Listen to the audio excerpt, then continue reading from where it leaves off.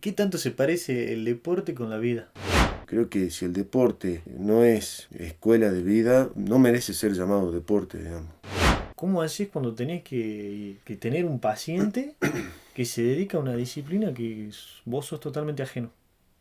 Un buen entrenador necesita también de un buen líder. Si no tenés un buen líder dentro del equipo, es muy difícil.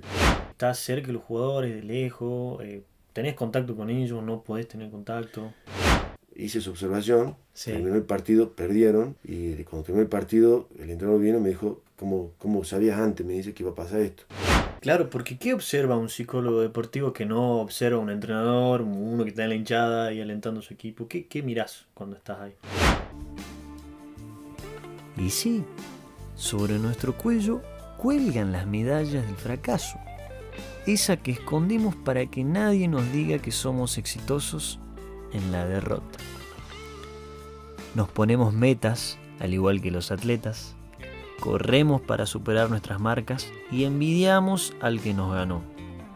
El compañerismo se nota en un abrazo, la valentía acompaña al miedo y las lesiones emocionales acompañan a los guerreros. Hoy veremos cómo la psicología detrás del deporte se parece mucho más a la vida de lo que vos pensabas.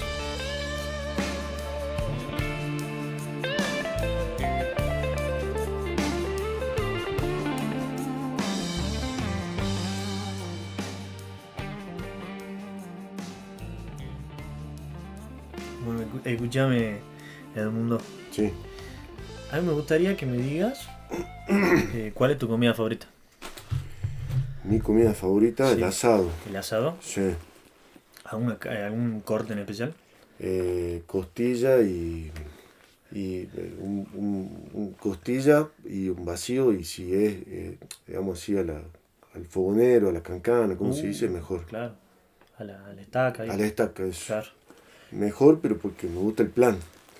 El ritual, la El ceremonia. ritual, eso, el ritual, eso. Bien. Creo que es lo que más me gusta hoy de hacer un asado y de compartir. Es compartir, me encanta. Bien.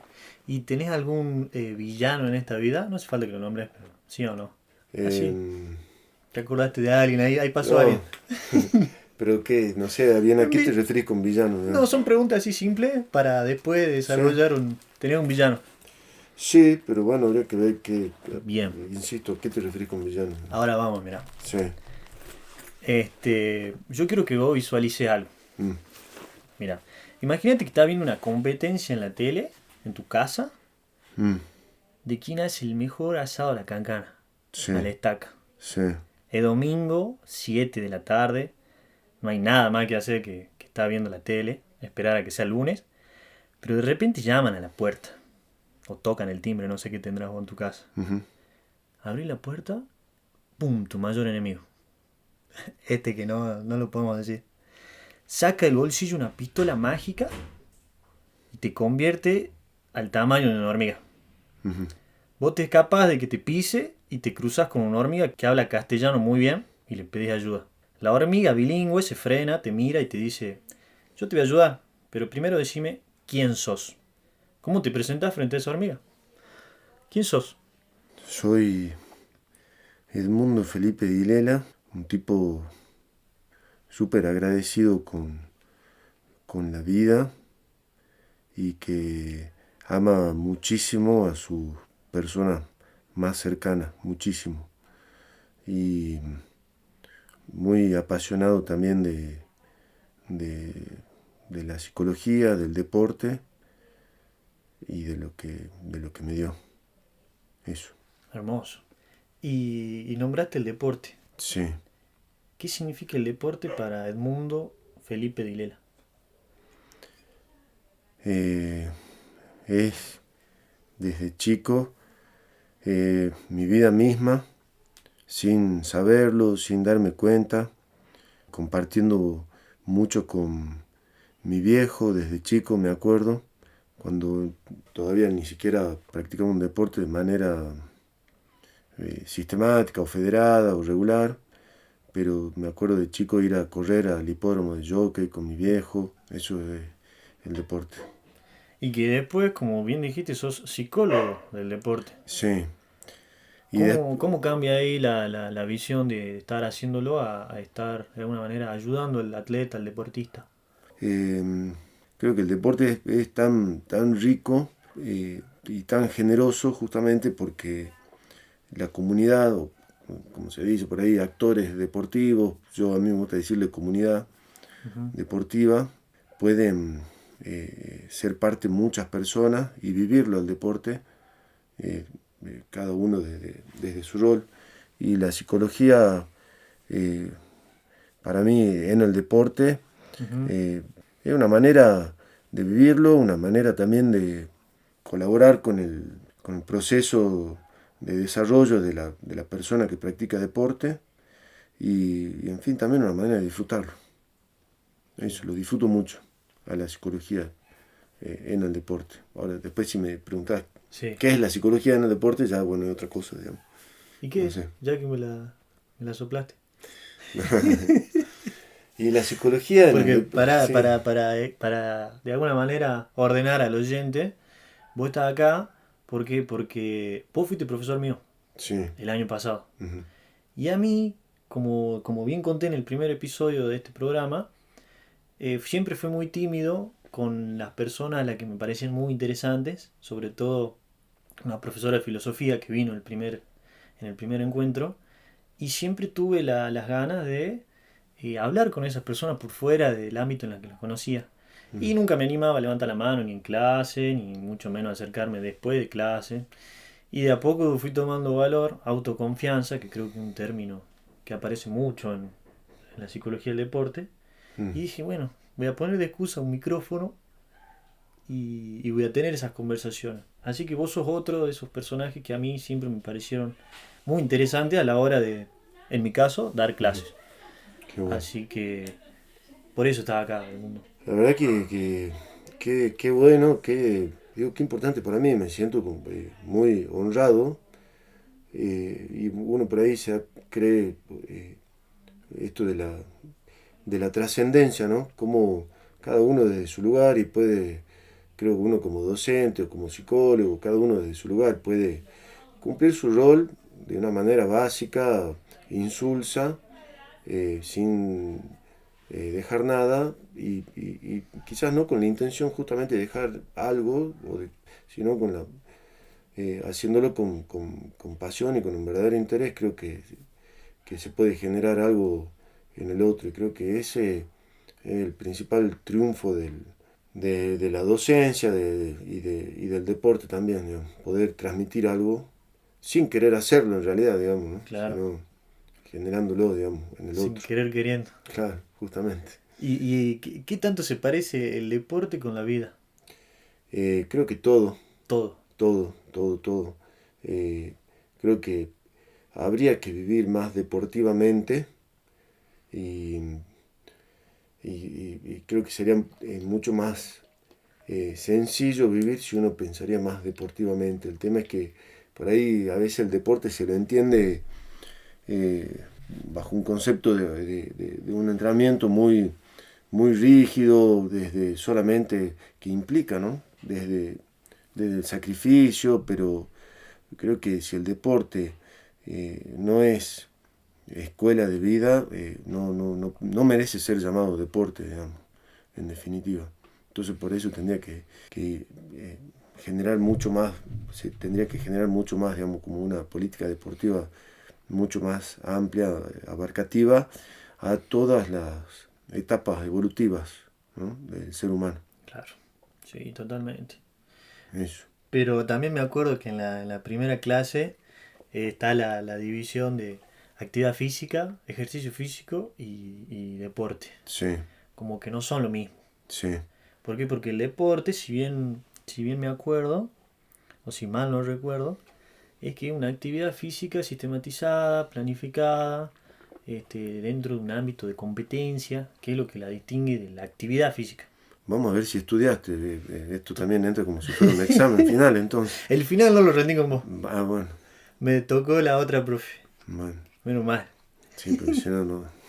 No, pero, este, sí, pero por eso, deportivamente, ¿no? Y sí se confunde por ahí lo que es el deporte, el ejercicio o la actividad. pero creo que el deporte o el ejercicio ayuda a tener una buena actividad. ¿Por qué? Porque son formadores de hábitos para poder después aplicarlo en la actividad física hasta en la vida cotidiana. O sea, no, había una propaganda de algún producto que salía como que la primera abdominal la haces cuando te levantas de la cama, Ah, ¿no? mira. Creo que no sé si era de algún pan que hacía propaganda del tercer tiempo, no sé. Pero bueno, y de ahí, porque cuando dicen que se recomienda realizar actividad física, no sé, 40 minutos por día, o no sé cuántas veces por semana, se refiere a actividad física. Es decir, pero ¿qué pasa? Hoy en día todo eso se va reduciendo. Entonces, ¿no? El ejemplo por ahí que yo también estoy de profe en el profesorado en educación física. Entonces, el ejemplo que daba el otro día es, bueno, las cosas fueron cambiando, obviamente hay que ver el contexto, ¿no? La particularidad de cada caso. Claro. Pero bueno, hoy en día, cuando hablamos de sedentarismo, o por ahí los cambios culturales, antes iba al súper y por ahí me volvía caminando con las bolsas del súper. Hoy puedo ir al súper con el celular. Claro. Obviamente, no todo el mundo lo hace. Y quizás uno dice, bueno, pero todavía están ¿no? En los valles, en Salta, en la zona de la Puna, todavía hay pastores, ¿no? Y un pastor se tiene que levantar no sé a qué hora y va y busca su ganado y tiene que caminar. Pero inclusive también ahí, porque cuando uno ve los camiones que suben a esa zona y van con comestibles, llevan comestibles que antes no se consumían. Llevan, no sé, lata de durazno al natural, que nunca había una posibilidad de comer eso. Y hoy la gente puede tener eso, está bien, gracias a Dios y gracias al avance de los caminos y del progreso y todo eso. Pero eso también genera otro cambio. Entonces esa gente ya no tiene que preocuparse por ir a cosechar el durazno en el momento justo, para que no se le pase y esperar, digamos, que llegue la época de esa fruta. Hoy lo Claro. tienen en una lata, en su alacena o en donde sea, digamos, y no se le pasa. Genera cambios, digamos. Y todo eso, bueno, hay que ver cómo se adapta cada uno de esos cambios, digamos. Entonces, eh, por ahí, y el ejemplo que yo daba también, justo que en un momento hablé de mi viejo, creo que él tiene mucho que ver en esto, ¿no? En mi vida, obviamente. ¿Por qué? Porque, por ejemplo, él hoy, con 73 años, cuando vuelve de laburar, en vez de subirse al ascensor, sube por la escalera, digamos, son 5 pisos. Y bueno, quizá otro llegue y se va en el auto hasta su casa, o capaz que va caminando a su casa, pero se sube al ascensor. No, él va y sube 5 pisos, digamos, a las 9 10 de la noche cuando vuelve de laburar, digamos. ¿Esos 5 pisos hacen la diferencia a la larga? Y yo creo que sí, yo creo que sí. Eh, si lo haces todos los días o 2 veces al día, y además es esto, ¿no? Entre no hacer nada Ujú. y hacer eso, ya ganaste, Claro. ya ganaste, digamos. Y quizás él no tiene la posibilidad hoy de decir, bueno, o el hábito, no sé, o la rutina de poder decir, bueno, a ver, me voy a subir el cerro, que mucha gente, el Cerro San Bernardo, que mucha gente lo hace, me voy a dar a caminar. Bueno, no la tiene, pero cuando lo puede hacer, lo hace.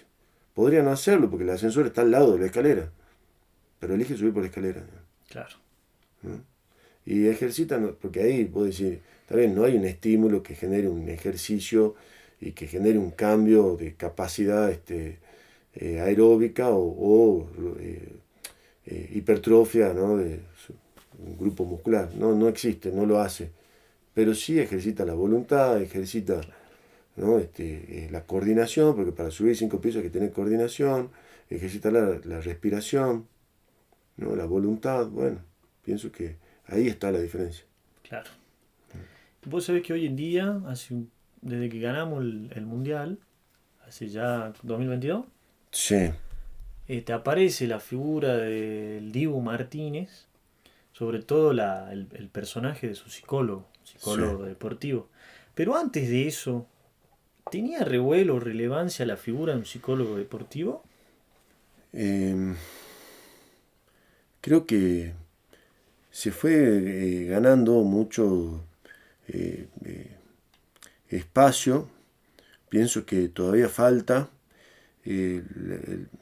Los principales, que para mí creo que es un error, los principales promotores de la psicología del deporte, la verdad que terminan siendo testimonios de los deportistas o de grandes deportistas en este caso, y esos testimonios hacen que la gente se pregunte realmente por la psicología o conozca, pero creo que en general, inclusive la misma psicología, la psicología general, creo que tiene que hacer más promoción en el buen sentido, ¿no? No desde un punto de vista marketinero, Claro. no de venderse, sino desde un conocimiento para que la gente pueda entender que el psicólogo es un agente promotor de la salud. Si no, se va a seguir relacionando y vinculando solamente con cuestiones de psicopatología o trastornos o de locura, digamos, en los casos extremos, pero todavía se sigue usando a la psicología hasta como de una forma de insulto, digamos, estás loco, vos tenés que ir al psicólogo, no me jodás, anda al psicólogo. ¿A día de hoy pasa eso? Sí, en general, ¿no? Y después en lo deportivo, también, digamos, o sea, qué raro, che, va al psicólogo, más allá de que se va perdiendo, pero creo que los grandes, digamos, eh, los que ayudan mucho a eso son los testimonios de los deportistas y de grandes deportistas. Claro. Por ahí pocos, creo que poco se hace desde todos los ámbitos de la psicología para poder hacerse conocer, insisto con esto, digamos, como un agente de salud, pensando no solamente pienso en la clínica general, en la psicología del deporte, en lo laboral, organizacional, ¿no? Que todas las ramas de la psicología, pero vos decís un psicólogo en el ámbito laboral, y bueno, antes se hablaba más, pero hoy, no sé, y lo que ganó mucho espacio fue el coaching. Y bueno, porque se venden, ellos sí se venden desde un punto de vista marketinero, pero bueno, ganan espacio. ¿Qué se hace desde la psicología? Yo creo para dar a conocer los beneficios de trabajar con un psicólogo. En general pienso que no se hace mucho, digamos, ¿no? No sé, una charla general, no sé, un taller abierto a las personas, ¿no? Pienso, hace un rato mencionaste pandemia, y creo que, por ejemplo, la Federación Española de Psicología del Deporte, en pandemia sacó cápsulas, ¿no? Píldoras le decían, Ujú. relacionadas con la psicología para cómo afrontar distintos momentos de la pandemia. Y hablaban distintos profesionales y de un tema específico, de un tema particular cada uno. Eran videos de 20 minutos, el más largo, pero que te dejaban tareas, ¿sí? Eran gratuitos, cualquiera lo podía ver. Sí. Bueno, pero de ahí mucha gente lo conoció, digamos. Yo los vi estando acá en Salta, veía lo que hacían en España. Pero digo, ¿qué se hizo desde el colegio de psicólogos de acá? ¿Qué se hizo desde la universidad, desde la carrera de psicología?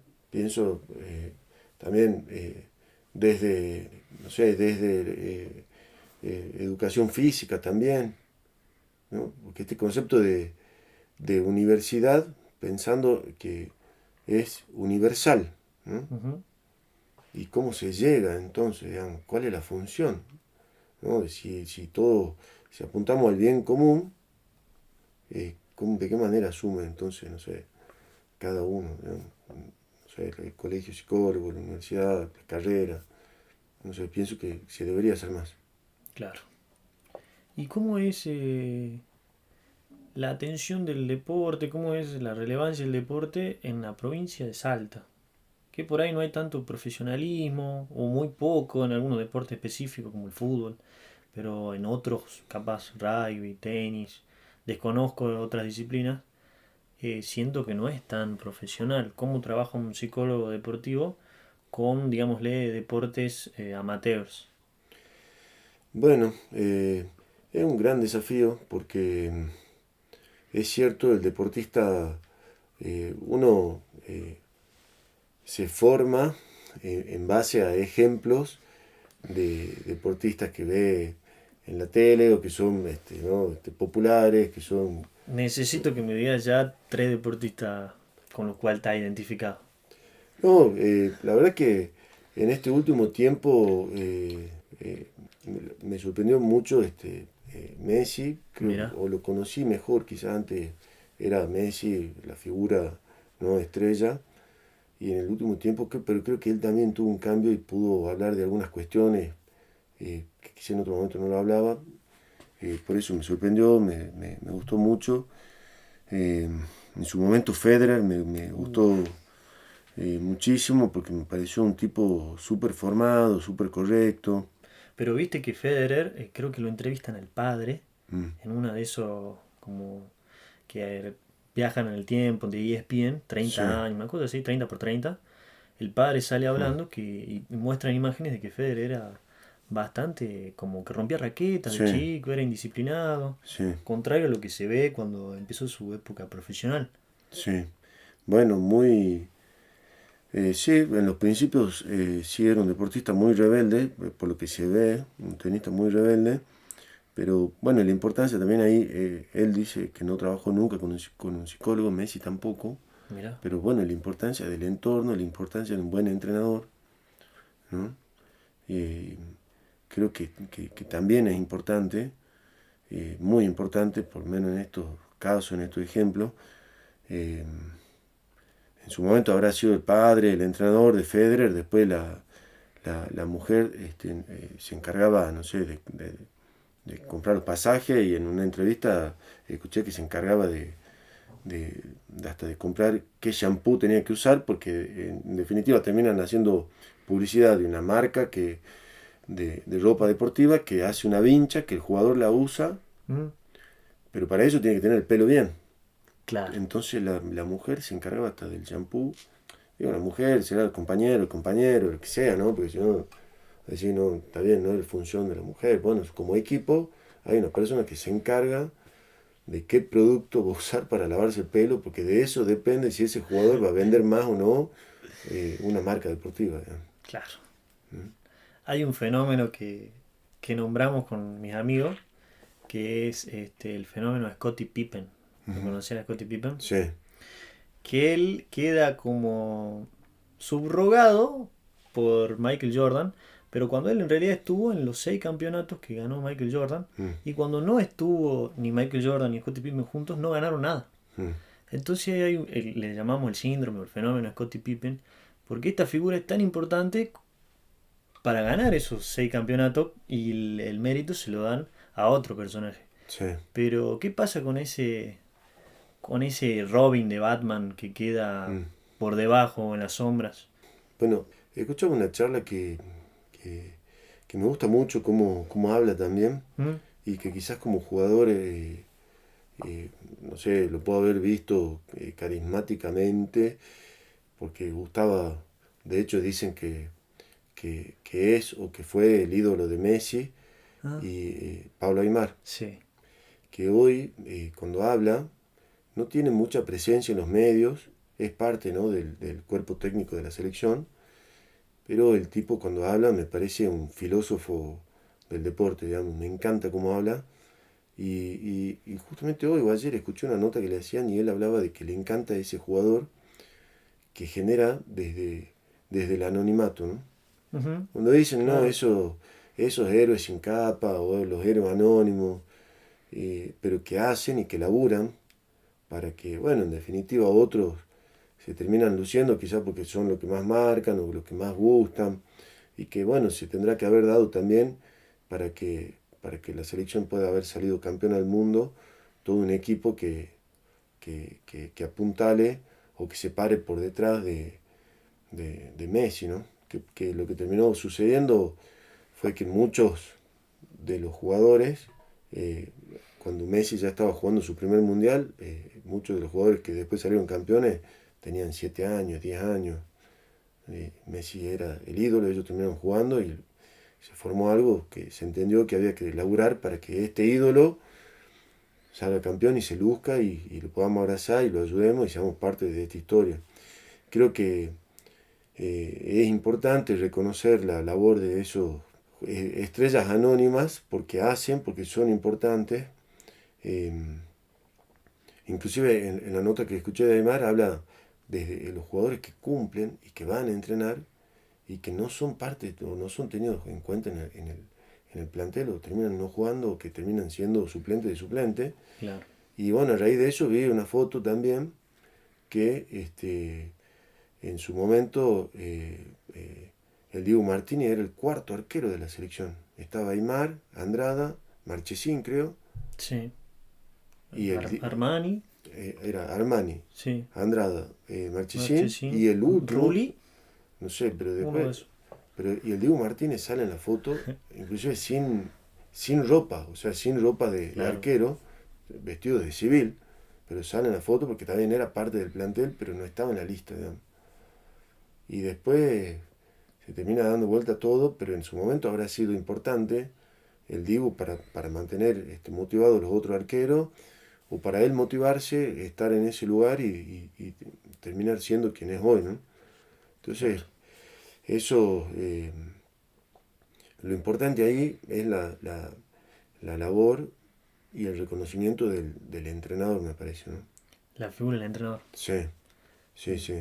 Digo la labor porque es quien se tiene que dar cuenta de la importancia de ese jugador, aunque no marque, ¿no? Un jugador, un pilar de los All Blacks, que tengo la imagen ahora, pero no me acuerdo el apellido. Eran dos hermanos Sí. que en un momento, eh, dos hermanos, pero no me puedo acordar el apellido, no sé cuántos partidos, Ajá. cero try, digamos. Entender su labor, entender su trabajo, ¿no? Siendo campeón del mundo, siendo un jugador importantísimo, pero cero tries y... Claro que por ahí se dedican más a ese juego invisible. mm, Que por ahí es un juego más sucio. Que va por un lado no tan visible o estético como el que se luce. sí, Pero que tiene igual o mayor importancia que el que hace el try o que hace los puntos. Porque sin ello no se podría hacer ni los try ni mm, los puntos. sí, sí. Por eso... eh, pero también es importante eh, eh, despegarse entonces un poco del ego, ¿no? ¿Por qué? O de la soberbia también, porque Mm. quizás no lo manifiesten, pero Jordan tiene que haber sabido de la importancia de Pippen, Sí, o de su equipo, o de su entrenador también, ¿no? Porque hay jugadores que rinden con un entrenador y con otro o no, y después vos decís qué pasó, y bueno, era el entrenador. Y no porque el entrenador tenga algo malo, sino porque simplemente no llega a esos jugadores, digamos, o a ese jugador. claro. ¿No? Si necesita un buen entrenador, necesita también de un buen líder. Si no tenés un buen líder dentro del equipo, es muy difícil, ¿no? Y si no tenés afinidad con con ese líder, es muy difícil poder generar algo, ¿no? Y el líder, yo creo que alguna vez te escuché hablar de que hay líderes situacionales. Sí, el liderazgo es situacional. Un buen líder tiene que saber cuándo, ¿no?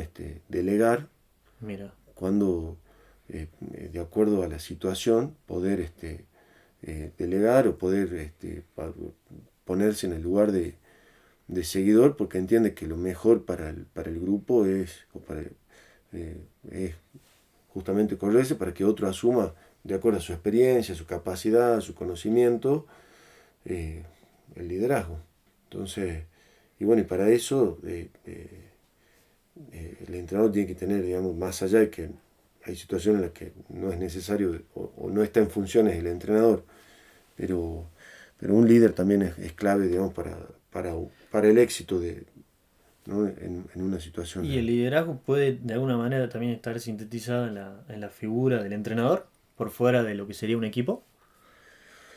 Creo que sí, porque tiene que tener un liderazgo, porque de alguna manera tiene que convencer a los jugadores de por qué es lo mejor hacer esto y no esto. Ujú. Y si el jugador no le cree, o no el entrenador no lo convence, se te derrumba todo, ¿no?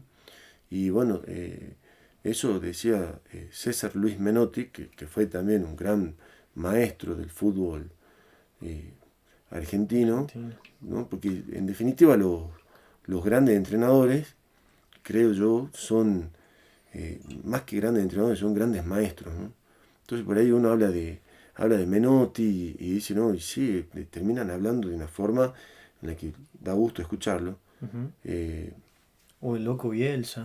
Bielsa, todos los jugadores, está bien, algunos desde el lado de la hinchada o desde el lado periodístico, muchos dirán que no ganó nada, o un trofeo, digamos, no sé, pero el tipo donde fue generó cambios y jugadores que, que hablan maravillas de él como entrenador, de las enseñanzas que le dejó. Ujú. Entonces después ves Menotti, Bilardo, y ahora lo estoy escuchado como que hay gente que está esperando que sea la conferencia de prensa de Scaloni para poder escucharlo, digamos.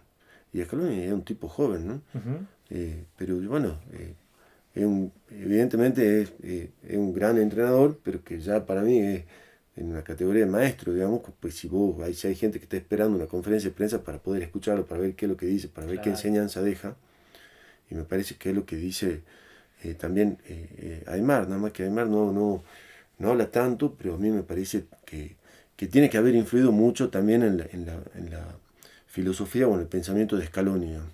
Y sí, totalmente.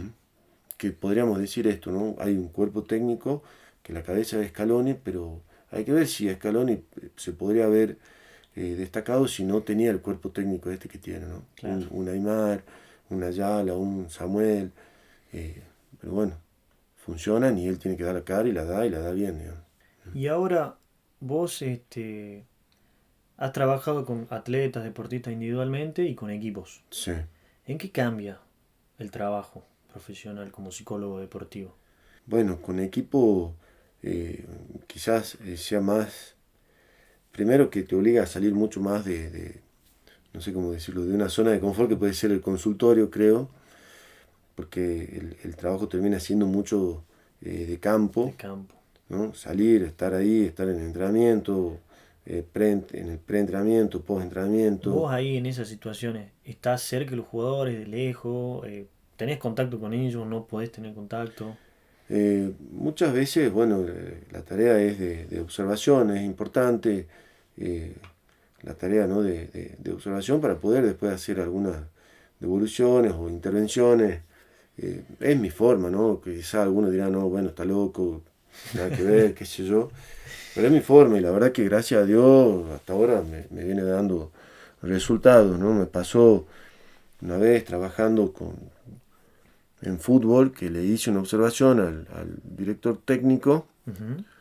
eh, en el vestuario. Le Sí. dije, en el vestuario le dije, che, vi que me pareció como que salieron a la entrada en calor de una manera muy, la palabra que usé en ese momento fue muy chiclosa, le digo, no sé, Mira. salieron cada uno por su cuenta, el equipo largo, así, el primero allá y el último todavía estaba en el vestuario. Le digo, me parece que no está bueno. Hice su observación, Sí. terminó el partido, perdieron, y cuando terminó el partido, el entrenador vino y me dijo, sos un hijo de puta, me dice, ¿cómo sabías antes? Me dice que iba a pasar esto. No sabía que iba a pasar, pero es determinante, digamos, la forma, ¿no? Se lee entre La líneas, previa, digamos. sí. Pero bueno, entonces, bueno, por ahí una observación que quizás otro no está prestando atención en eso. eh, eh, Claro, porque ¿qué observa un psicólogo deportivo que no observa un entrenador, uno que está en la hinchada y alentando a su equipo? ¿Qué mirás cuando estás ahí? Conductas, gestos, expresiones, ¿no? Que hacen al rendimiento, digamos, que hacen al funcionamiento también del equipo, ¿no?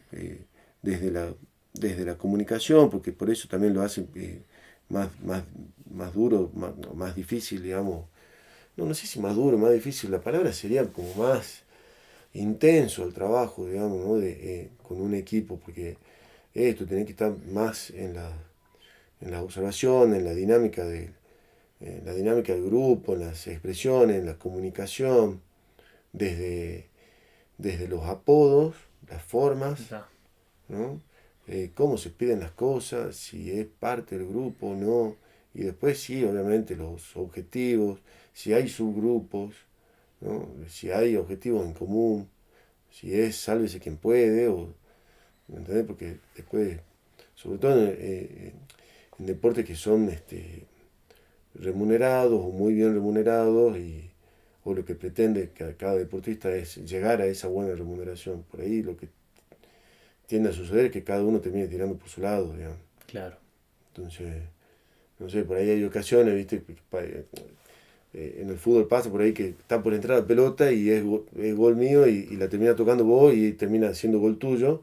Y después en la estadística figura que yo tengo menos goles, vos más, y cuando alguien quiere comprar un jugador o Sí. un club, dice, bueno, no, tráemelo a este que tiene más goles, digamos, no sé. Y entonces eso puede generar unas peleas importantísimas, Y digamos. ahí, por ejemplo, que pase una situación similar a la que vos contás.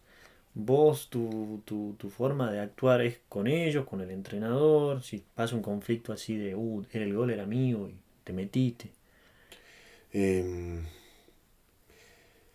en principio siempre con el jugador, con los jugadores, digamos, ¿no? Ah, sí. Sí, Lo, sí. se lo citan al mismo tiempo, por Sí, no, separado. eh, pero no como algo, che, vi esto, sino desde que pueda hablar, ¿no? Ok.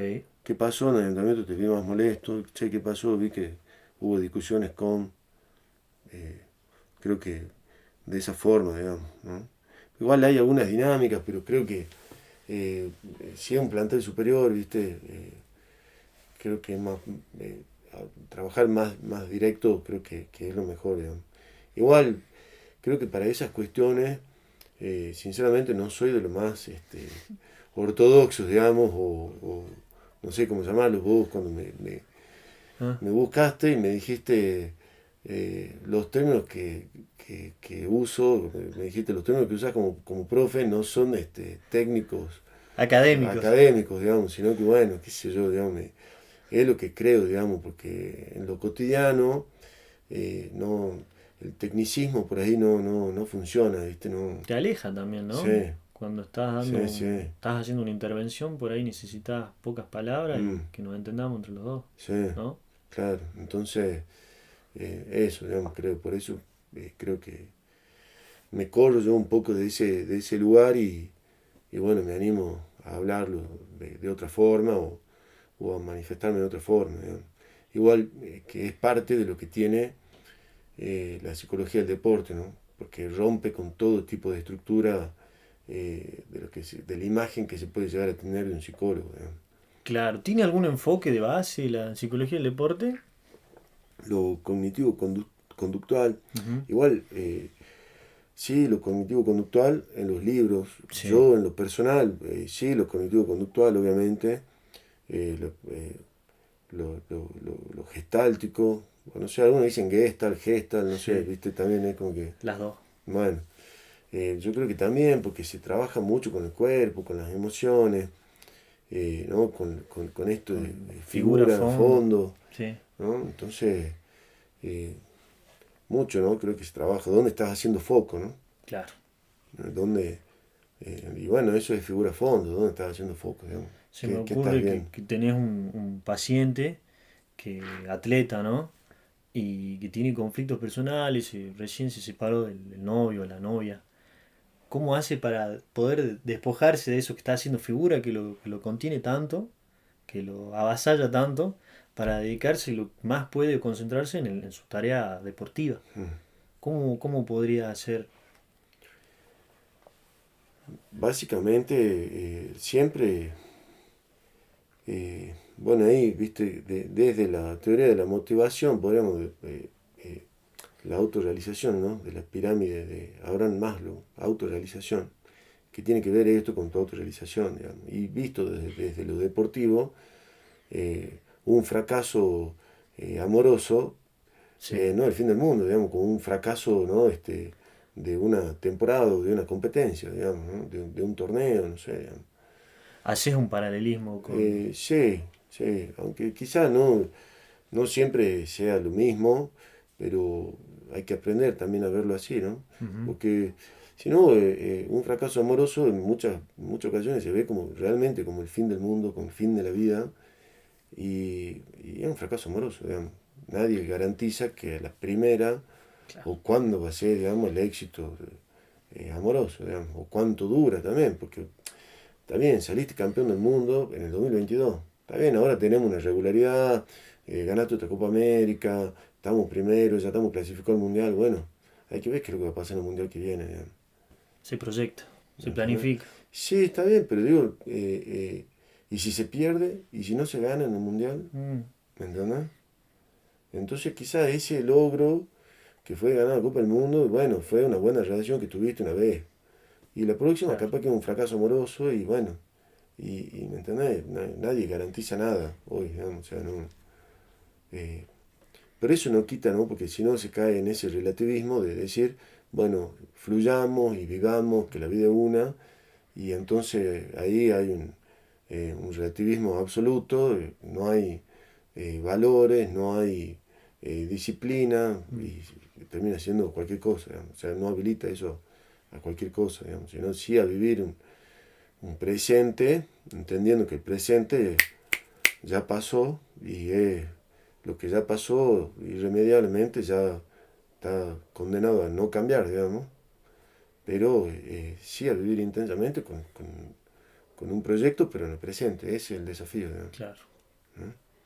Y el psicólogo deportivo trabaja desde la pretemporada de antes de la competencia, ¿no? Sí, De alguna manera, yo escuché que se cree que el psicólogo deportivo viene a apagar un fuego y no. De alguna manera claro. viene a dotar de herramientas al atleta, al deportista, para la competencia. Ujú.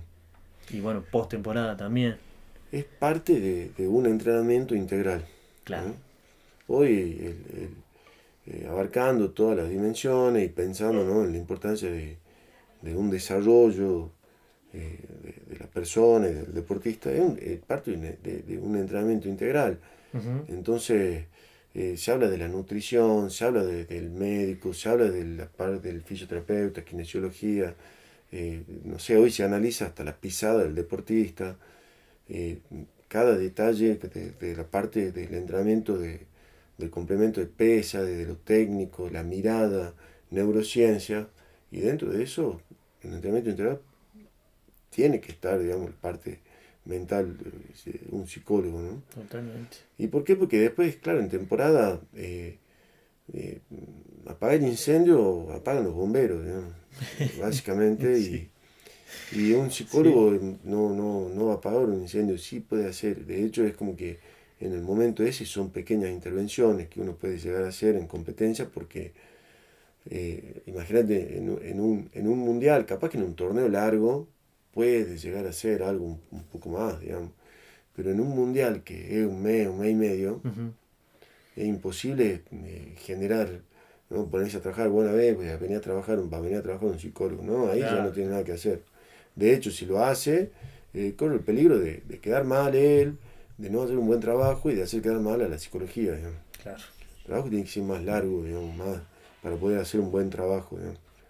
Eh, y bueno, eso a mí en lo personal me pasó trabajando con deportistas que compiten en carreras de motos, Ujú. que la intervención, claro, nadie entendía nada que hacía el psicólogo porque estaban todos en una carrera, digamos, como el Dakar, estaban en un movimiento infernal de gente Sí. eh, Internacional, ¿no? internacional, no, gente y con mucha plata y con mucho movimiento y con mucha intensidad. Las marcas que compiten, porque también compiten los pilotos, pero hay compiten las marcas, Como el digamos, automovilismo. para posicionarse, ¿no? Ujú. Y para poder vender y para poder, ¿no? Genera muchísimo. Entonces, claro, nadie entendía qué hacía el psicólogo porque de golpe mi trabajo puntualmente en competencia para un piloto que además compite todo el día, que después tiene que planificar la etapa al día siguiente y que tiene que descansar y que quiere tener un pequeño momento de ocio, de distracción, mi laburo terminaba siendo de 10 minutos en ese momento. ¿Te alcanzaba? Sí, pero esos 10 minutos eran importantes y eran determinantes para el resto de la carrera, digamos. Pero claro, el trabajo se había hecho todo antes, digamos. Ujú. En ese momento eran 10 minutos y no podían ser más, porque físicamente no podían ser más. Claro. Pero claro, yo para estar esos 10 minutos tenía que hacer, no sé, 20.000 kilómetros, digamos, para estar físicamente ahí, ¿no? Desde, En medio de...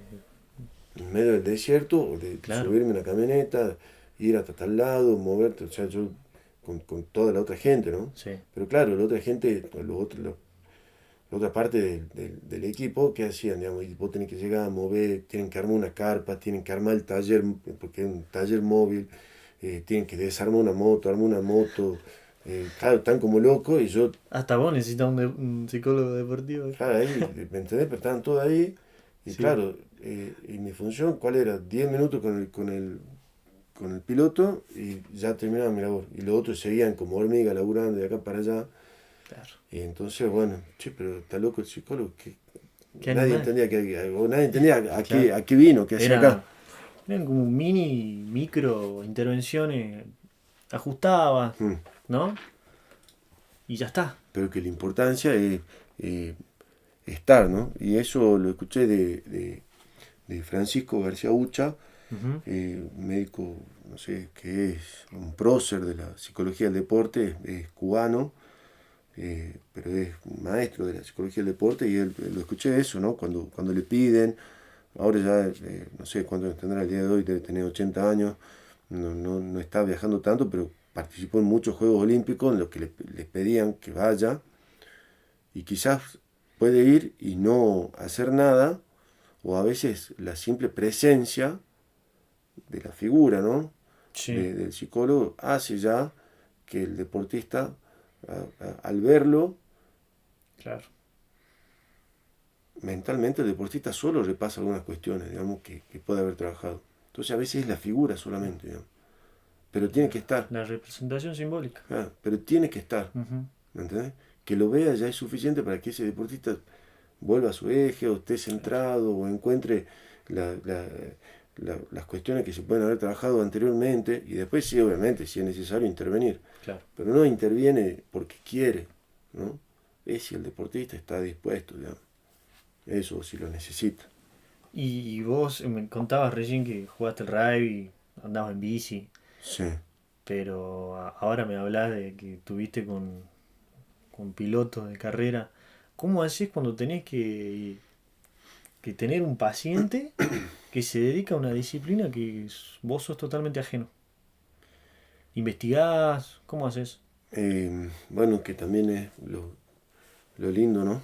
Porque uno conoce, Sí, por eso yo también te decía que soy un agradecido del deporte, de la psicología, porque gracias al deporte pude viajar muchísimo, conocer muchísimo y juntar después también la psicología también me hizo también viajar mucho, conocer muchísimas personas, formas, estilos, deportes y lo importante es, claro, sentarse, conocer, estudiar ujú. eh, qué es lo importante de cada deporte, cuáles son los gestos, cuáles pueden ser los distractores, ¿no? Y bueno, a la vez también conocer a la persona, digamos.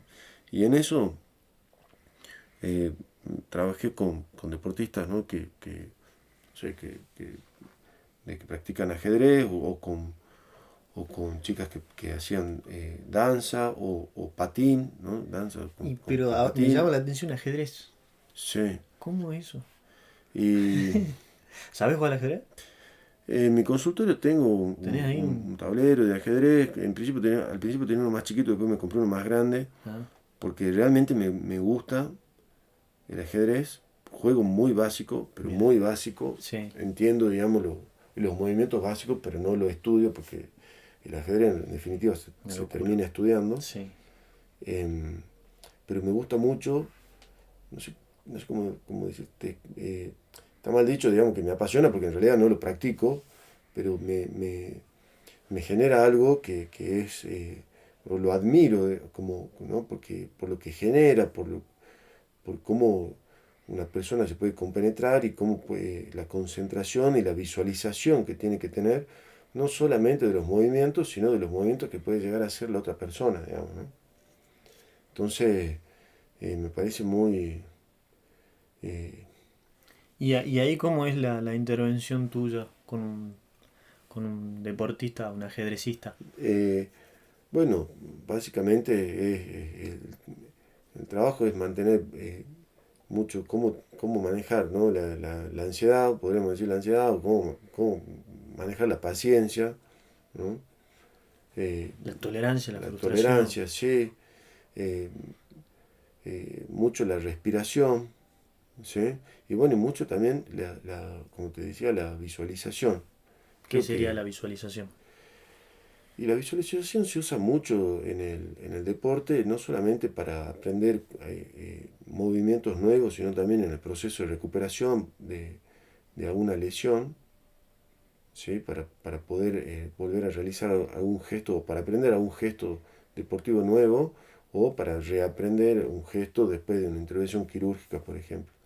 Pero eso está estudiado, que, no, esto, ¿no? Quizás, no sé, de alguna forma, esta profecía autocumplida, ¿no?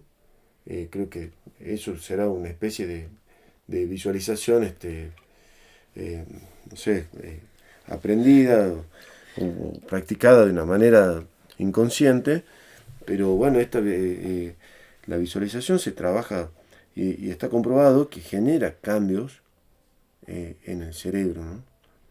Que genera cambios, ¿por qué? Porque en esa visualización el cerebro manda señales neuronales Ujú.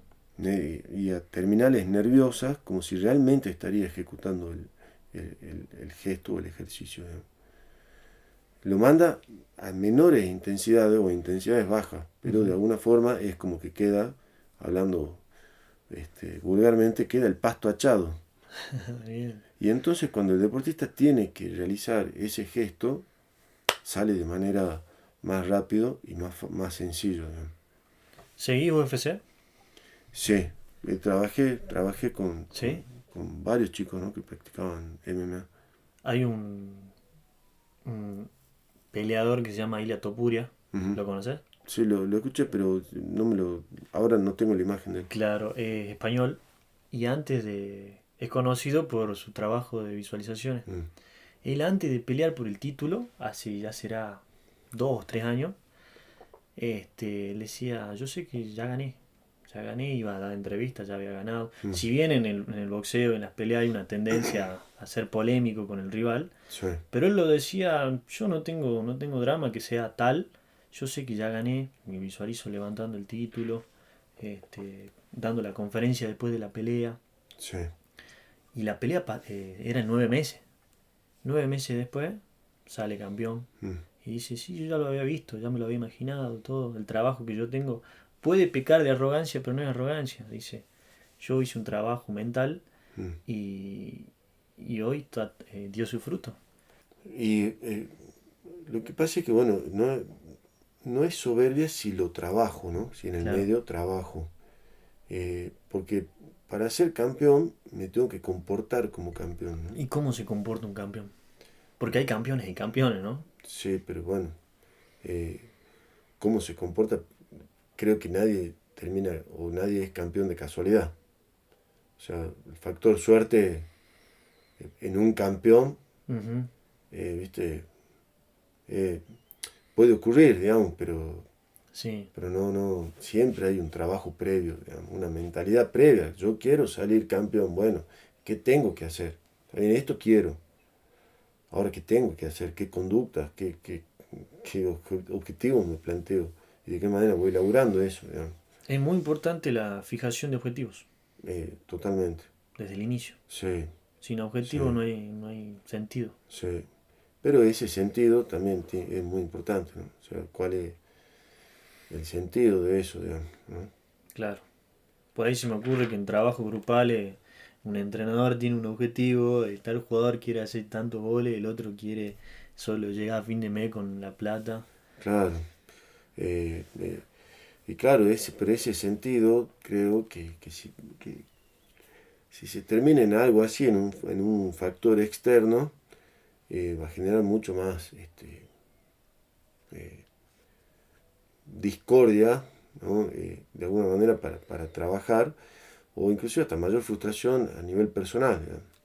Y creo que lo que encontró la selección argentina de fútbol, y por ejemplo también los Pumas 7, Ujú.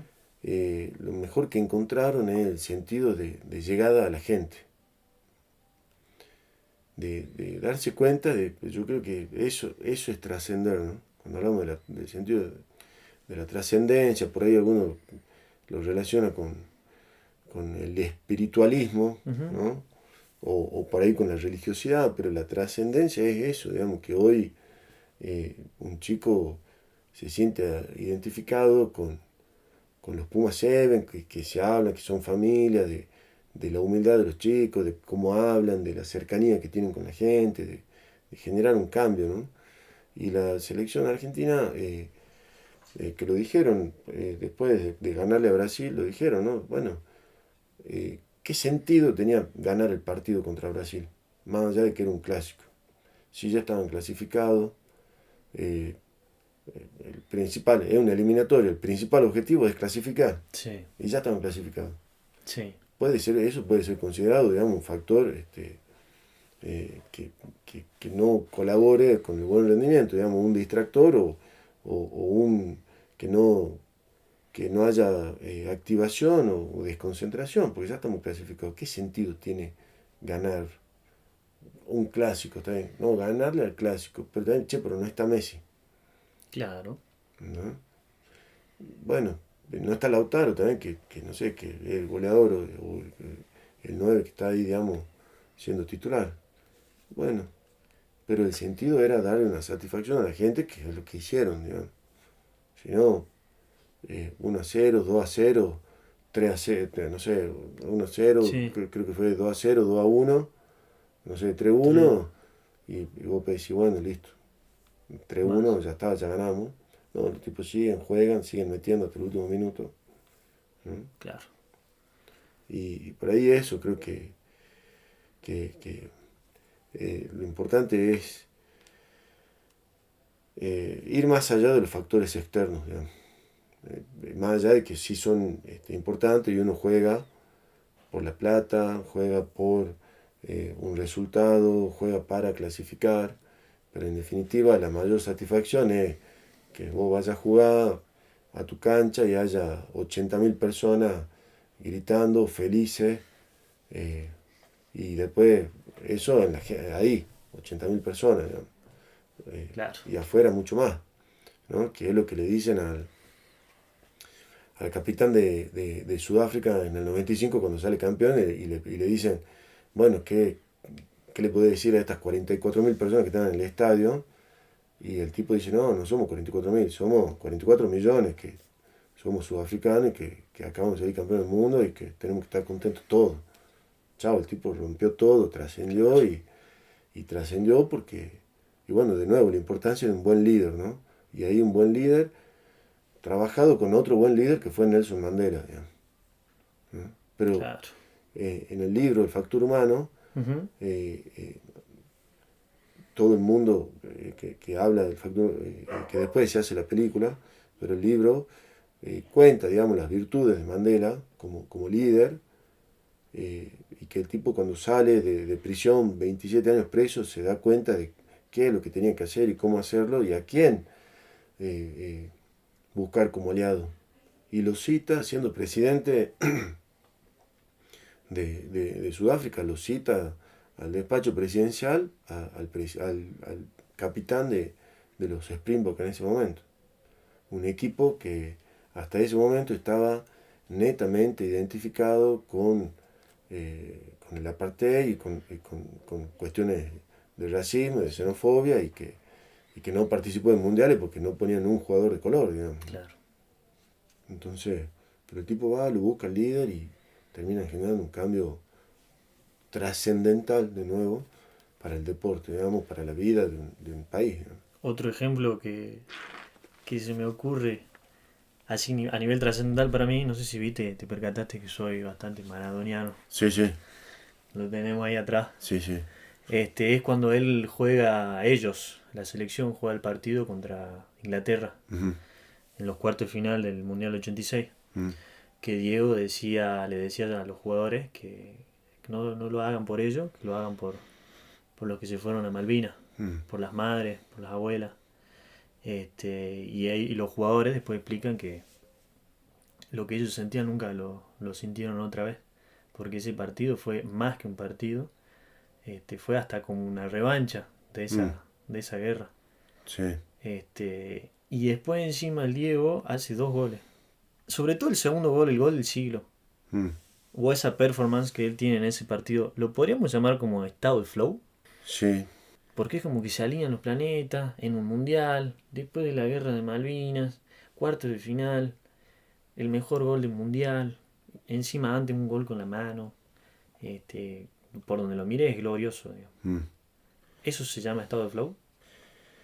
Sí, que está relacionado también, que se estudia cada vez más, ¿no? Lo que es como que una de las características es, no sé, sentirte fuerte, sentirte poderoso, sentir que tenés el control, una pérdida de la noción del tiempo, ¿no? Eso, De la noción del tiempo y cada vez se estudia más esa la noción de la pérdida del tiempo, ¿no? De que cuánto tiempo dura eh, toda la jugada y cuánto habrá durado en su mente y cuántas veces si lo habrá visto o no, pero y cómo seguir, porque en el medio va pasando jugadores y termina, ¿no? Casi tirado al piso, digamos. sí, Eh, pero bueno, cómo seguir y arremeter en una situación que,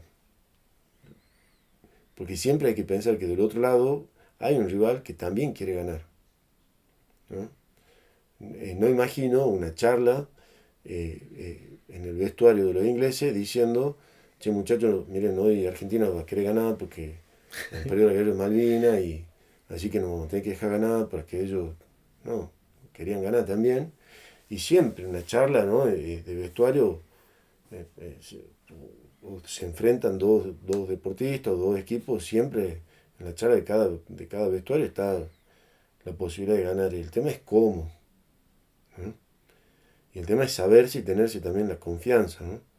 Creo que en ese mundial puntualmente Maradona llegó ya sabiendo, somos los primeros en llegar, los últimos en irnos, ¿no? sí. Pero ese estado de flow Ujú. que vos lo dijiste, creo que, y es una de las mejores cosas que puede llegar a tener el deporte, y no sé si en otras actividades uno lo puede llegar a sentir o a experimentar de esa forma, porque ahí, ¿no? Se involucra todo, se involucra el cuerpo, la mente, el tiempo, hasta no sé cómo llamarlo, el alma, ¿no? Porque uno hasta se siente que se salió de sí mismo Claro. y no sabe si está pasando, si es un sueño, Te pero elevás, digamos. sí, y está sucediendo en realidad y termina, ¿no? Cuando termina es como que uno recién puede caer en cuenta, digamos, porque no está analizando la situación, que eso es, en realidad, analizar una situación en el momento es desconcentración, Claro. ¿no? Y hoy en día salieron muchos documentales, sobre todo uno de Di María, no sé si lo viste en Netflix, que se llama Romper la pared, una cosa así. Ujú. Este, es un documental que muestra mucho ese lado personal, privado, íntimo de él y de su familia. Y Di María sufrió mucho a nivel periodístico, muchas acusaciones por sus lesiones, que jugaba medio mal en la selección, que se lesionaba antes de los partidos más importantes, muchas críticas. Y mi pregunta para vos es si hoy en día el factor de las redes sociales es algo que se trabaja dentro del consultorio deportológico, deportivo. Eh, sí, eh, bueno, que de hecho sí lo dijo Di María, a Pipiti Goín le arruinaron la También, vida, también, le arruinaron la vida al pobre. eh, y bueno, ahí, ¿no? La importancia también de trabajarlo y de entender que es necesario trabajarlo. Eh, Creo que dentro, inclusive hasta dentro de la formación de un deportista de élite, de un deportista en general, creo, ¿no? Ni siquiera de élite. Creo que el deporte tiene que también asumir otras cuestiones, digamos, si lo que realmente quiere es formar integralmente a las personas, ¿no? ¿Por qué? Porque después eh, entender que yo también puedo practicar el deporte en las redes, Claro. ¿no? ¿Qué es lo que muestro? Muestro el entrenamiento, eh, o muestro, no sé, digamos, como puede ser, o subo solamente historias de joda, Ujú. ¿me entendés? O qué es lo que publico también. Después hubo jugadores de los Pumas que han sido también maltratados.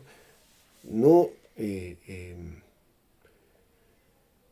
creo que no exonero lo que dijeron o lo que pusieron, digo, está mal, digamos, no, está bien.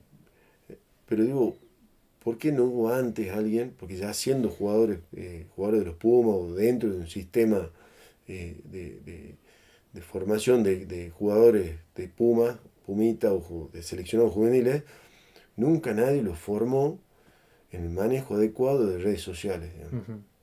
Cierto. Eso, digamos. Tanto para lo que publico o tanto para lo que yo recibo, ¿no? La nadadora Delfina Piñatelo. Peñatelo Sí. también dejó a producto, pero también hubo una sobreexposición de ella, ¿no? Sí. Que se le volvió en contra, digamos, que lo que generó en realidad fue mayor crítica, digamos. Entonces, ¿qué es lo que publico y después qué es lo que me llega, digamos? Claro. ¿No?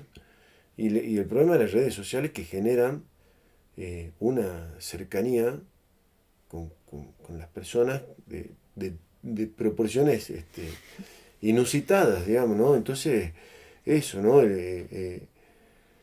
El prójimo, en realidad, bueno, como digo, ¿no? El próximo, bueno, antes podíamos decir, no, bueno, el prójimo es este que está al lado, pero hoy el que está al lado, eh, le podés escribir un mensaje a Messi, digamos. Y le podés decir, che, todo bien, te amo, lo podés bardear, digamos. De ahí que lo leo, no, pero capaz que alguno sí lo Claro. lee. Pasa. Hay chicos de acá de Salta, Chango, digamos, que los conozco, que estando en España le mandaron un mensajito cuando jugaba en el Sevilla, El huevo Cuña. Huevo Acuña, y le escribieron y el vago salió, Huevo Acuña salió y le regaló entrada para ir al partido. Increíble. ¿Me entendés? O sea, sí lo leen. Entonces, de nuevo, la cercanía, ¿no? Pero también, y lo digo en general, ¿por qué? Porque los chicos hoy, digamos, entonces están en formación y uno puede ver, entonces yo soy un changuito que tengo 16, 17 años y mi sueño es jugar en los Pumas, jugar en la selección, o no sé, ser deportista eh, profesional y conocido. Y yo puedo y veo lo que hace Moneta, y veo lo que hace Lucho González, y veo lo que hace Messi, y bueno, pero de ahí a que yo considere que yo quiero llevar esa misma vida, o que yo puedo hacer lo mismo, y hay un camino muy largo, digamos. Y esa distorsión creo que genera una distorsión de la realidad que genera una pérdida del sentido en la vida de los chicos que por ahí termina, ¿no? Generando cuestiones, no sé, pienso algún tipo no sé si está bien dicho, digamos, algún tipo de depresión o para qué si no voy a llegar nunca a eso, Ujú. o que mi sueño sea realmente llegar y de ahí aceptarla, no sé, una pérdida del criterio de realidad pensando que puedo llegar, pero que en realidad es muy probable que no, digamos. Claro. Está bien, pero yo lo veo, y a la vez pasa también en otros ámbitos, Ujú. ¿no? Que, no sé, me pasa hasta con amigos, digamos, que ven publicaciones de determinada mujer y no sé, che, no, yo la amo, la verdad, y tan apasionado, digamos, Sí. con esa mujer y se levantan y lo primero que hacen es ver qué publicó y no, está hermosa y le publican y le comentan, ¿no? Bueno, Son militantes.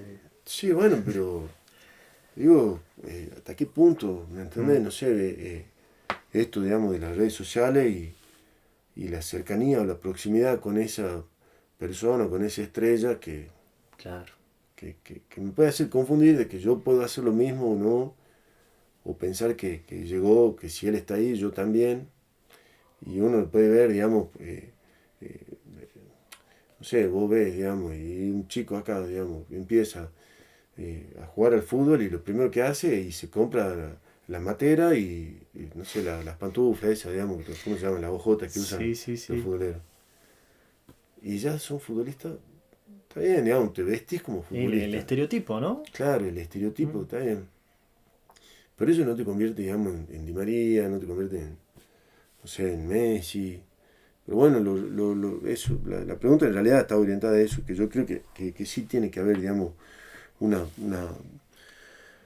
formación en redes sociales en cuanto al buen manejo, ¿no? De qué hago, qué publico, qué veo, Sí. eh, y también eh, cómo, a qué me expongo, ¿no? Si, de qué manera me pueden llegar los comentarios ese, o hoy, digamos, capaz que no te llega, pero en un ratito te convertiste en meme, Claro. ¿no? Hay un clip tuyo, un short, Sí, de sí. algo que dijiste o algo que te pasó, algo en la cancha, Mm. se hace viral. Entonces, Te condena, ¿no? mm, y bueno, cómo manejarlo, ¿no? Mm. Porque antes podría ser, pensar, digamos, que también es fuerte, que la hinchada, que ahora, no sé si el Lanzini, el jugador de River, que parece que lo silbaron en alguno de estos partidos, y el tipo Sí. que en enero decía, amo, o vuelvo al club que amo, al club de mis amores, y hoy está planteando irse, digamos. Claro. Pero una cosa es bancártelo, no sé, el fin de semana o en un partido, que por más pueden ser 80.000 personas, pero en las redes sociales tenés 80 millones, digamos. Y que además te bardean de lunes a lunes, Uf, 24/7, digamos, o sea, no, ¿no? no se puede respirar.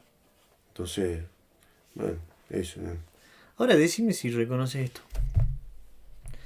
Te lo leo. Sí. Dice, ¿quiénes somos verdaderamente? Esa es la gran pregunta que antes o después en la vida de repente nos habita. Queremos saber de qué estamos hechos, cuáles son nuestros anhelos más profundos y cómo identificar nuestro propósito. La respuesta no siempre es sencilla y a la mayoría de nosotros nos lleva tiempo dar por fin con nuestro ser auténtico. Pero todo llega. ¿Vos lo encontraste? ¿Reconoces eso? Sísifo, siempre Sísifo. Eh, me encanta, digamos. Me encanta y creo que es tan cierto. Y eh, uno puede vivir, creo, ¿no? En piloto automático, puede vivir en el sinsentido.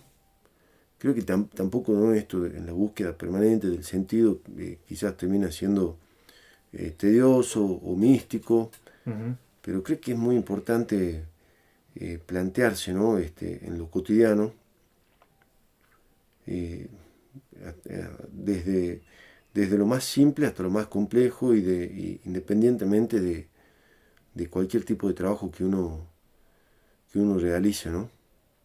Eh, Sino porque siempre hablamos de cuestiones ideales, siempre ponemos como ejemplo a Messi. Bueno, pero a ver, digamos, o sea, Messi hay uno, digamos. Está bien, sirve como ejemplo, lo podemos buscar imitar en algunas cuestiones, en la búsqueda de hábitos, de cuestiones de vida, pero hay que plantearse eso para un flaco que no sé, que hoy está trabajando en la mina y se levantó y hacían 20 grados bajo cero, o para el flaco que labura de cajero en un súper, Sí. ¿no? Y yo eh, tenía una profesora que me hizo dar cuenta de algo, que era eso, ¿no? Cómo se puede trascender en un trabajo siendo cajero de súper, por ejemplo. Seguramente que sí. Eh, bueno, Pero difícil pensarlo, ¿no? Así. porque uno dice, bueno, a ver, ¿cómo es entonces el trabajo de cajero de súper, digamos? Capaz que después viene el gremio de los cajeros de súper y me mata, digamos, me corta la casa, todo. Y no. Pero bueno, no, pienso, porque entonces el trabajo qué es, digamos, entonces, pero de nuevo, ¿no? Entonces, pienso en Sísifo como que se levanta sabiendo que tiene que llevar una piedra hasta la punta de la montaña para al otro día levantarse y hacer lo mismo. Ujú. Y entonces esto de la diferencia entre la rutina y lo rutinario, ¿no? Entonces, si lo rutinario entonces es castigo y como dicen, ¿no? ¿Qué pasó? Que terminaste la relación de pareja, ¿no? Que la rutina eh, mató el amor, digamos. Ujú. Sí, la rutina sí mata. El piloto automático también mata. Puedo tener el mejor auto del mundo y lo pongo en piloto automático y lo más probable es que me pegue un palo si no freno en una curva, digamos, porque el piloto automático estaba en 180 o en 120 o esté a 30 kilómetros por hora. Claro. Lo puse en piloto automático, digamos. Y puede ser el mejor auto del mundo, pero el piloto automático nada, te quema, digamos.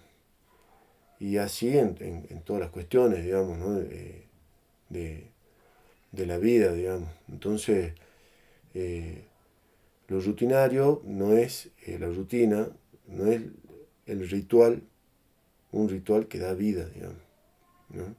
Porque los rituales dan vida. Lo rutinario no, lo hago porque es lo que hay que hacer, porque si no, no llego a fin de mes, porque es lo que encontré. Ujú. Y la realidad también es eso, que son pocos los que terminan trabajando en lo que realmente eh, quieren o aman o apasionan, digamos, y uno se tiene que ir acomodando, ¿no? Claro. Creo que eso hay que ser consciente de eso, entonces me puedo levantar y puedo, eh, eh, y creo que está también en cada uno en el trato de cómo trato a ese otro que está en el cajero de súper y que tiene eh, una etiqueta en su uniforme con su nombre y cuántas veces trato con el nombre de esa persona, ¿no? Yo casi nunca. Creo que yo tampoco, pero en algún Mira. momento lo hice como ejercicio y sí genera un cambio, porque entonces ese otro ya me ve a los ojos de manera distinta y ese contacto ya es distinto. Genera cercanía, ¿no? Sí, y es eso que dijiste vos, lo nombré, lo mencioné, bueno, como dijiste el año pasado En la en primer la, clase de psicología del deporte. sí, y bueno, eso es lo que genera, ¿no? La docencia y lo que me gusta, digamos, que dice, como Sísifo, los seres humanos también pueden encontrar alegría y satisfacción en la lucha con el sentido. Pero hay una pregunta que se hace el escritor en este libro. ¿Por qué elegís seguir con vida? Su argumento es que aunque en algún momento todos se pregunten cuál es la finalidad o el sentido de lo que hacen en su día a día, siguen teniendo en valor la vida y la existencia. ¿Mm? Pero, bueno, habla de lo absurdo, del sentimiento, y en este contacto con ese otro, eh, este año también buscando, digamos, para iniciar la clase, Mm. encontré, digamos, pensando en este otro, en el trabajo, ¿no? De vivir también en sociedad y de la importancia de la comunicación y del prójimo. Entonces se me vino a la cabeza, digamos, el Día de la Marmota, Bien. la película. El Día de la Marmota, que en realidad bueno, se celebra el 2 de febrero y se trata de una celebración agrícola para anticipar la primavera. ¿Y por qué ese Día de la Marmota? Sale una marmota de la madriguera y predice con su sombra el fin o la continuación del invierno. De eso se trata, digamos, la película, de un periodista que va y que cubre, un meteorólogo que va y que cubre, digamos, ese día. Y pensando por esto ahí en el sentido y en la autorrealización. ¿Qué me planteo? Pues yo me puedo plantear ser un periodista exitoso o llegar a tal cadena, ¿no? de televisión o de cable, de noticias, salir en la tele, pero después qué, Ujú. ¿no? Y sin entrar, digamos, en psicoanálisis, porque si me agarra un psicoanalista me crucifica, eh, ¿qué es lo que plantea Freud, ¿no? En esto, en los que fracasan al triunfar, digamos?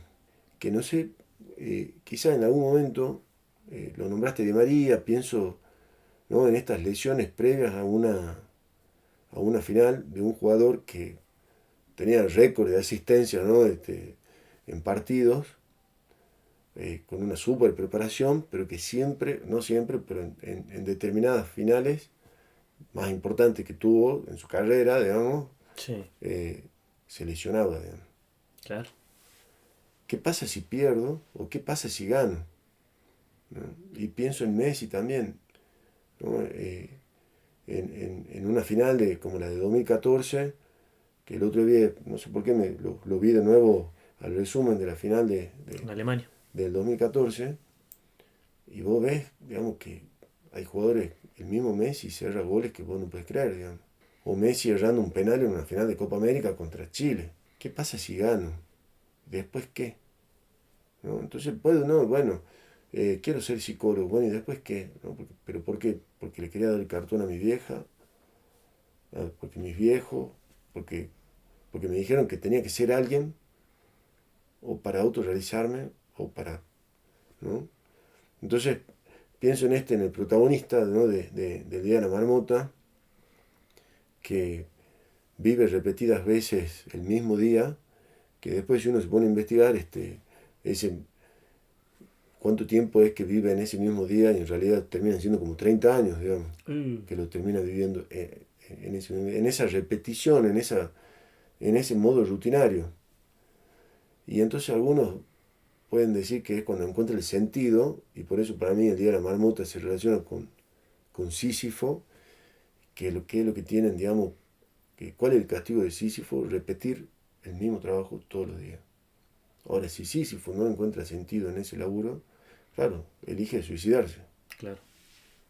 Si este tipo, el Día de la Marmota, que de hecho intenta suicidarse, pero no lo logra, ¿cuál es el sentido, digamos? Y entonces algunos pueden decir, digamos, ¿cuándo lo encuentra el sentido? Bueno, cuando logra encontrar sentido, su vida empieza a fluir. Y otros también, desde otro punto de vista, cuando se da cuenta o cuando empieza a fluir, cuando se da cuenta de ese otro, digamos, cuando empieza a interesarse por ese otro, cuando la persona a la que saludaba realmente le pregunta cómo está y realmente le escucha, realmente le ayuda, digamos, no con un fin egoísta, sino con un fin altruista, Claro. ¿no? Trasciende un poco, ¿no? Y bueno, entonces ese es el sentido de la trascendencia. Y sí, puedo estar, digamos, puedo dar una noticia y puedo estar en la mejor cadena de noticias del mundo, digamos, pero ¿para qué, digamos? Entonces el supuesto castigo no es de afuera, es de adentro, ¿no? Mm, Y ya deja de ser un castigo cuando lo convertís a algo más mm, altruista, trascendental, ¿no? sí. Y bueno, eso pienso, ¿no? En ese, como bien lo dijiste, el castigo de dónde viene, ¿no? Claro. Y que eso, bueno, hay otro autor que a mí me gusta mucho, ¿Mm? que te lo nombré el otro día, que es Francesco Ralba, Ujú. que bueno, él en realidad es teólogo, filósofo, y tiene un libro muy lindo que se llama Inteligencia Espiritual y Deporte. Y bueno, habla ahí, ¿no? De la trascendencia y de la inteligencia espiritual.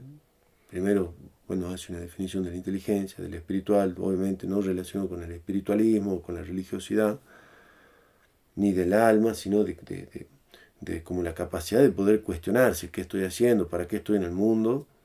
Tampoco, insisto, no para hacérselo todos los días de manera tediosa, digamos, pues si no, no se podría vivir. Pero sí es importante, digamos, qué estoy haciendo acá y de qué manera, ¿no? Lo estoy haciendo, digamos, a esto que me propuse en algún momento. Y la inteligencia espiritual en el deporte, ¿por qué? Porque lo puedo hacer, digamos, para llenarme de plata, para hacerme famoso, para conocer, no sé, digamos, personas con las que me gusta estar, ¿no? O para expresarme de la mejor manera, como puede ser Maradona en el 86 con el gol del siglo, o llegando a la gente y generando un cambio en la gente a través del juego, o dando, ¿no? Mi máximo potencial. Y ya con eso alcanza, digamos. Porque la idea no es que trasciende para llegar al otro. A través de de la expresión de mi máximo potencial lo termino haciendo, no sé. No me imagino, ¿no?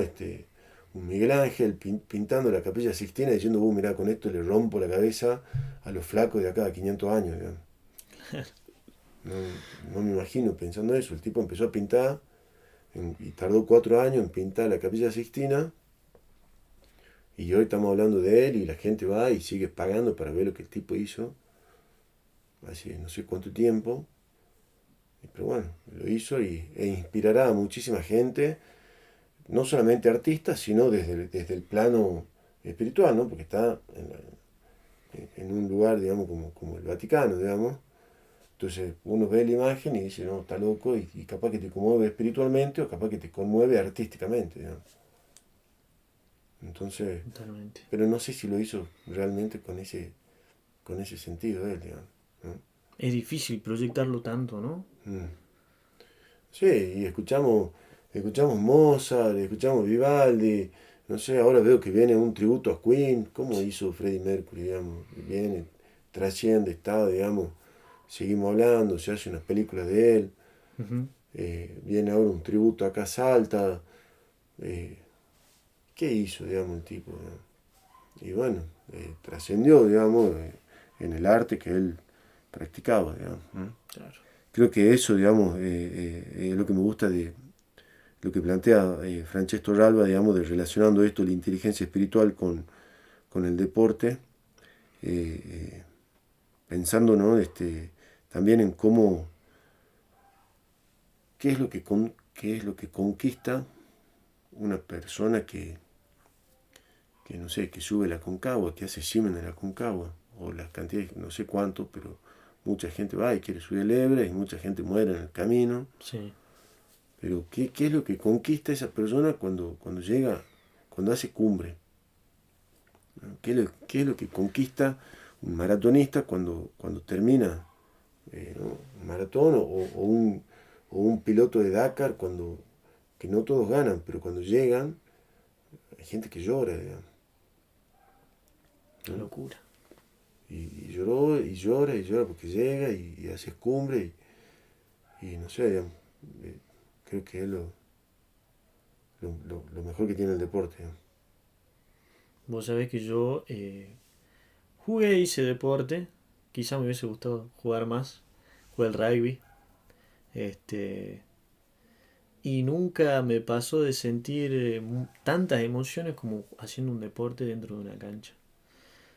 También por fuera, en una entrada en calor, en una charla con un entrenador, en un abrazo con un compañero. Qué sé yo, a mí me tocó jugar mucho al rugby. En un tackle, en robar una pelota, que creo que bueno, vos también lo viviste. Son experiencias como muy límites, Sí.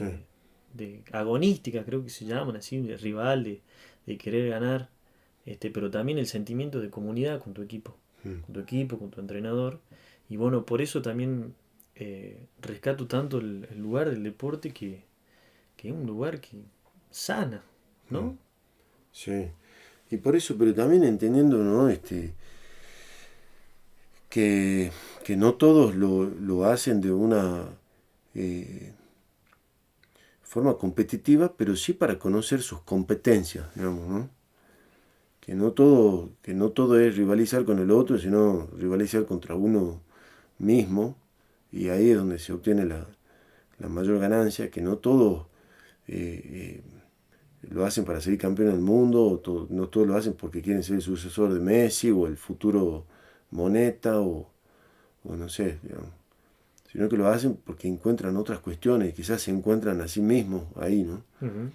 Y creo que eso también, eh, eh, más allá de que genera otras cosas, pero creo que es lo que generaron el vuelco a- a- hacia el deporte, como por ejemplo, no sé, la media maratón que se corrió el fin de semana acá en Salta, con un récord de inscriptos, después ahora Ujú. se corre, eh, eh, ay, no me sale ahora, digamos, el Ray Columbia, que va por Salta, va por Jujuy, va por La Salina, y también se inscriben miles de competidores, y no todos van a ganar, digamos, ¿no? Si son miles, no pueden salir 1000 campeones, digamos. No, Pero bueno, todos van y lo hacen, digamos. igual lo Y no hace. le quita mérito no salir campeón, sino es hacerlo y vivirlo, ¿no?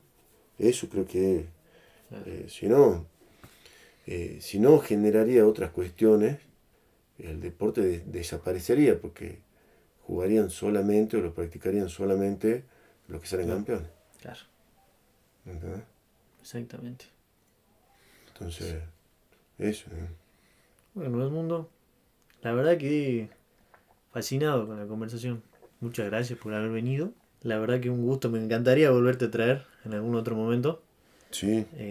Para hablar de otras cuestiones que nos quedaron por fuera. Y también preguntarte si le querés mandar un saludo a alguien. No, A tu villano.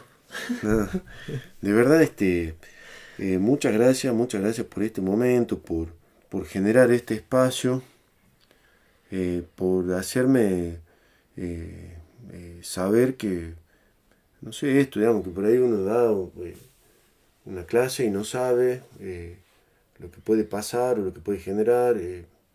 La verdad fue lindo y fuerte para mí. Y de nuevo, todo gracias a quién, digamos, a la psicología y al deporte, y bueno, a lo que uno aprendió. Uno no es uno, sino todas las experiencias, vivencias y todas las personas con las que se relacionó. Y dentro de eso será ese villano que lo que me ayuda es a saber quién quiero ser. No quién no quiero ser, sino quién quiero ser, ¿no? De nuevo, eso creo que es importante, ¿no? Yo no quiero ser como ese villano, ¿no? Yo, ¿quién quiero ser yo, digamos? ¿Quién soy? Y esa pregunta creo que atormenta también, ¿no? Hay preguntas que son sencillas o parecen por ahí obvias, y yo siempre digo también por ahí, cuando uno va y pregunta el cómo estás, no sabe por ahí en qué quilombo se puede meter, digamos. Y por ahí que es algo, una pregunta que queda como un modismo, que bueno, siempre la respuesta es bien. El tema es que saber si uno está preparado para cuando esa respuesta es, che, no saber, no estoy bien, me pasa esto. Pero uno está preguntando cómo estás, digamos. Nadie te pregunta cómo estás, pero pregúntame hasta ahí nomás, o respondeme hasta ahí nomás. Porque te puedes meter en un quilombo si preguntas eso, hay que estar preparado. Pero bueno, eso, ¿no? Y saludo, agradecimientos, digamos,